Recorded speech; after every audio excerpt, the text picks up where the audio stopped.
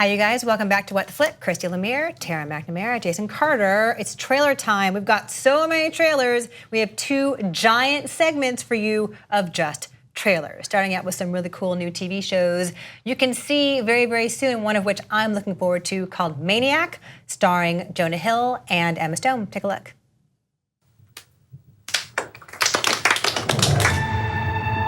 How many of your subjects have ended up catatonic? 0, roughly. My head doesn't work right.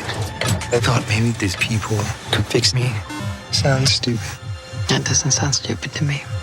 Okay, people, let's begin. In 5, 4, 3, 2, 1.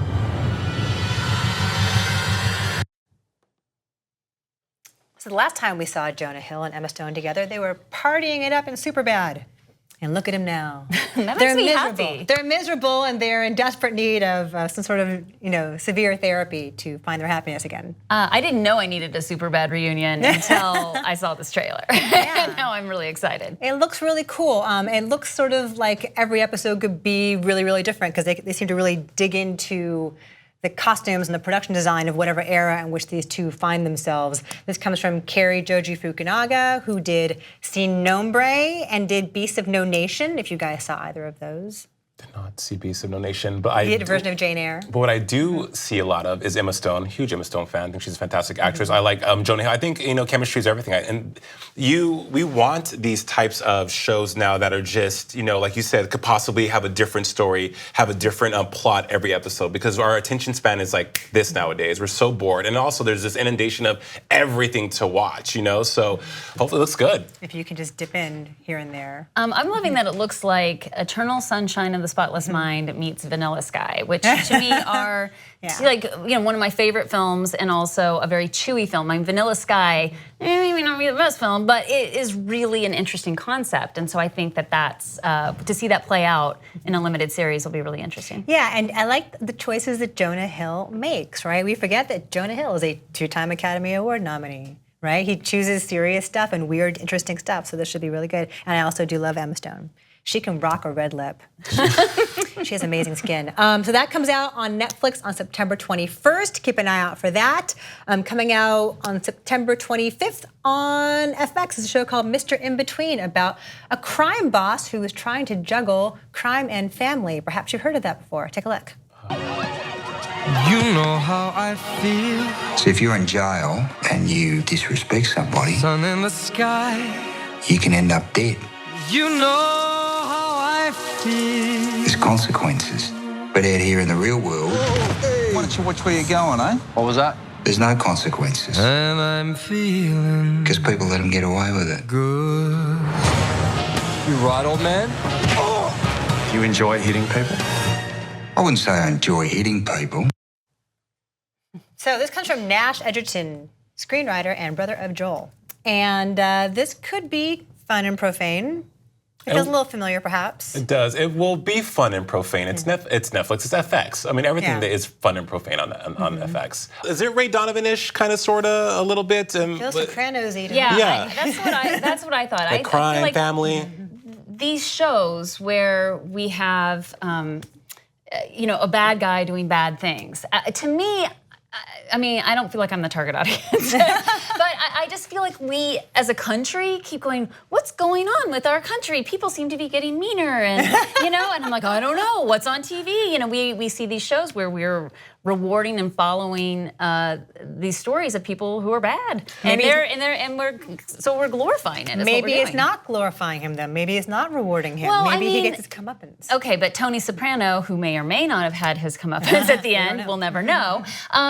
But there is a glorification when you put a light and you kind of see the human side, and they're bad guys, but here's why. I don't know. I think that we're promoting that behavior in a very subliminal way. You're not wrong, for that's very true. But I think where the audience is also to blame for attaching ourselves to that, because I know for myself, I like seeing villains that have a softer side. As you said, like he kills people, he cut this dude's throat, but he loves his daughters. You're like, oh, okay, let me give him a pass, But I mean, it makes for compelling television because I think the more television I watch, the more I get bored with things like Modern Family or I don't know what shows that just make everyone feel so good and happy all the time. It's just like, okay, great, fine, because that's not to me. That doesn't mirror real life. I'm not saying this does, but I mean, we're upset about a lot of stuff. You know, sometimes we want a good kick you in the face show. Yeah, I agree. I just feel like it's starting to be more and more of that, and we're starting to lose. I mean, you know, Happy Days, they put that on to make people feel good. That was the point of why Gary Marshall put on Happy Days. He's like, you know, let's show a time when people had dinner together and talked about their problems, and maybe it'll make a positive difference in the world. It was a different time. So yeah. Couldn't we use that now? No. Good I'll point. tell you why. We have more fascinatingly flawed criminals for you in Escape from Dannemora, which is based on a true story of some prison escapees. Take a look. I just figured you're friends with my friend. That makes us friends. What's going on with you and Tilly? Maybe we can arrange a get-together soon. I'm down there every night. I'm cutting the pipe. I'm doing the work, and all you do is sleep. Nobody knows about a marriage except the people in the marriage, and sometimes even they don't know. So you want to be part of my dream? Yes. Say it. This looks great. This is a limited Showtime series from Ben Stiller, directing Paul Dano and Benicio del Toro, and an unrecognizable Patricia Arquette there. Unrecognizable. No, she's a little recognizable. You think so? Yeah, a little I don't bit. know. Yeah. She's digging deep. Do you recall this story when these two guys in Northern California, right? No, Yeah. New York, upstate New York, and they escaped from prison with the help of the prison guard. Right. And they were on the run for days, and the whole world was looking for them. This is that story. Don't you find that fascinating? Yes. Like Escape from Alcatraz. Clint Eastwood was in that. Yes. Yeah. Paper mache, Clint Eastwood. And like crawling through the sewage. Yes, give me this. Yeah. And Not limited. No, and these are all actors who are willing, not just willing, but like they actively choose dangerous, difficult material, which I think is fascinating. So anything with Paul Dano and Benicio del Toro, I will check out. That begins airing on November 18th on Showtime. Finally, we have for you Kidding with Jim Carrey, which looks twisted and awesome and weird. Take a look. Where'd you get your strength from? You. The world is a perfect circle with endless possibilities. It's not a circle. It's a hole. And when you screw a woman you just met and she doesn't call you back, it's not because her phone is broken. She doesn't like you.